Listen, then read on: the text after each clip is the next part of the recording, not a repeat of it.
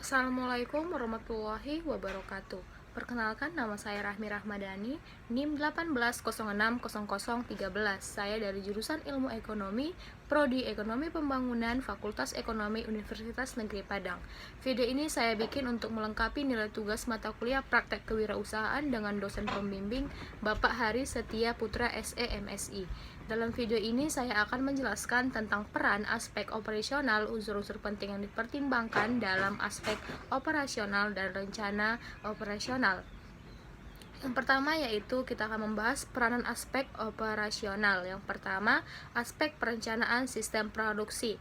Aspek perencanaan dilakukan untuk menentukan rancangan langkah-langkah perusahaan ke depannya. Selain itu, aspek ini juga memiliki tujuan agar hasil produksi sesuai dengan harapan konsumen, mulai dari kualitas dan harga juga keuntungan yang dapat diperoleh. Yang kedua yaitu aspek pengendalian produksi. Ini adalah aspek yang berhubungan dengan pengendalian rencana yang telah dibuat sebelumnya agar sesuai dengan tujuan yang telah ditetapkan. Dengan demikian, tujuan yang telah direncanakan bisa tercapai dengan baik dan hasil yang diperoleh dapat menjadi lebih optimal. Dan yang ketiga yaitu ada aspek sistem informasi produksi. Ini adalah aspek di mana segala informasi yang ada harus diterima dengan baik dan diolah secara tepat agar kegiatan produksi bisa berlangsung dengan efektif dan efisien. Sistem informasi ini dibagi menjadi 3 bagian, yaitu informasi yang bersifat internal, informasi beruntuk pelanggan, dan informasi keadaan pasar sasaran.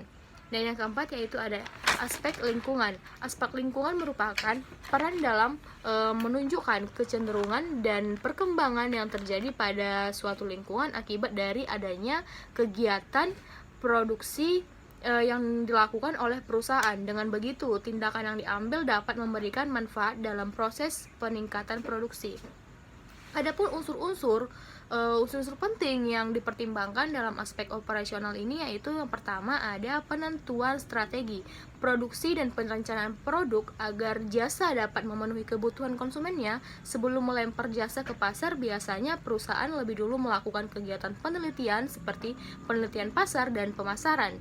Yang kedua ada proses pemilihan teknologi. Untuk produksi, kemajuan teknologi hendaknya berdampak efisiensi yang tinggi dalam proses produksi sekaligus menghasilkan produktivitas yang tinggi pula. Namun selain terdapat keuntungan-keuntungan, ada pula kelemahan-kelemahannya dalam hal perkembangan teknologi. Misalnya saja, perkembangan teknologi belum tentu cocok dengan lingkungan internal perusahaan maupun lingkungan eksternalnya. Yang ketiga ada penentuan kapasitas produksi. Penentuan kapasitas didefinisikan sebagai suatu kemampuan pembatas dari unit produksi untuk berproduksi dalam waktu tertentu. Kapasitas dapat dilihat dari sisi masukan ataupun input atau keluaran output. Kapasitas produksi ekonomis adalah volume atau jumlah satuan produk yang dihasilkan selama satuan waktu tertentu, misalnya 1 hari, bulan, ataupun tahun secara menguntungkan. Yang keempat ada lokasi usaha dan layout. Ada 3 faktor utama yang menjadi bahan pertimbangan penentuan lokasi, yaitu yang pertama strategi pemerintahan dalam pembangunan proyek industri, yang kedua ada bobot pengaruh letak daerah pemasaran produk dan sumber bahan baku terhadap efisiensi operasi proyek, yang ketiga ada faktor lingkungan setempat. Dan yang kelima ada ini rencana operasional jumlah produksi, faktor utama yang mempengaruhi perencanaan jumlah produk perusahaan yang biasanya dijadikan sebagai pembatas terhadap jumlah produksi yang akan dihasilkan. Yang keenam ada rencana pengendalian persediaan bahan baku barang. Jadi persediaan barang dalam kegiatan proses jasa biasanya digunakan untuk mengantisipasi permintaan konsumen yang meningkatkan secara tajam ataupun untuk menghadapi kemungkinan berkurangnya supply bahan baku agar proses jasa tidak terganggu. Dan yang ketujuh ada pengawasan kualitas produk baik dalam bentuk barang ataupun jasa. Kualitas jasa merupakan suatu kesatuan karakteristik untuk menentukan apakah jasa dapat memenuhi harapan para konsumen. Kualitas dapat dipahami dengan menggunakan trilogi manajerial yang meliputi perencanaan, perbaikan, dan pengendalian. Trilogi yang sama dapat juga diterapkan pada bidang kualitas. Baiklah, saya akan menjelaskan rencana operasional yang akan saya jelaskan, yang akan saya jalankan, yaitu saya memiliki ide untuk membuka bisnis di dalam bidang fashion, yaitu terutama di bidang hijab.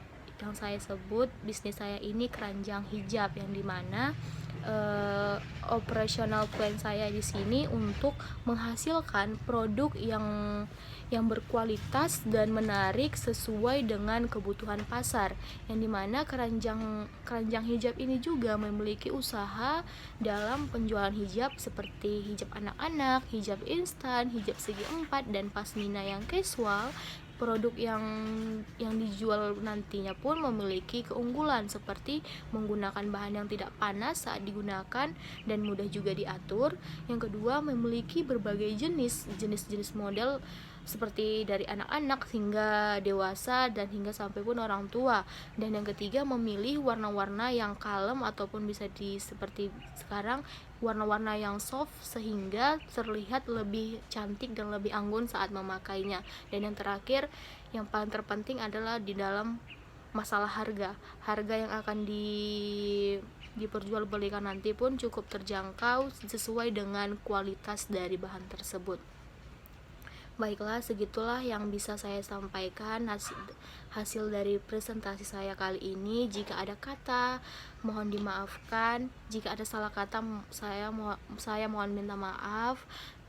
Semoga apa yang saya sampaikan ini dapat bermanfaat bagi yang mendengarkan. Wabillahi taufiq wal hidayah. Assalamualaikum warahmatullahi wabarakatuh.